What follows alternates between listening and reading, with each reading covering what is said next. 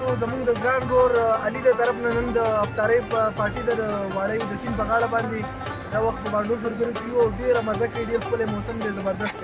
ټول ملګري لګیا دي څوک سلاد کټ کوي او څوک لوښي وینځي نو راځئ یو پروګرام به کوو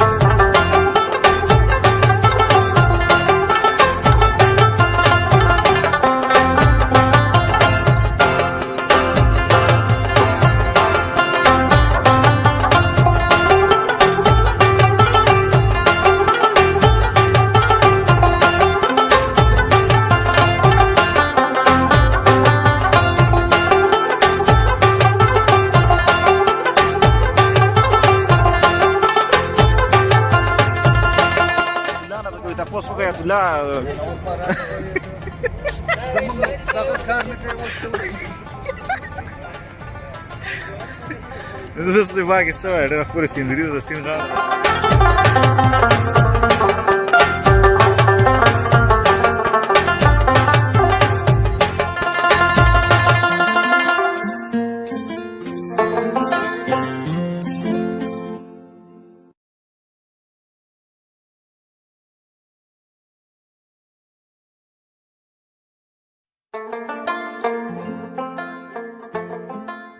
په دې باندې څه کې راسه باګیرا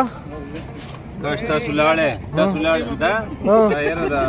پارک کې صفا کومه کنه دیو مسافرین نه کړ نه ډیره ښه خبره د ملک پته ده کنه دا چې دې دلته دی پرې دی گزاره کی مې په سکه نه هغه ملک ته داسې گزار کا تا اندازه وشي بل شابر نو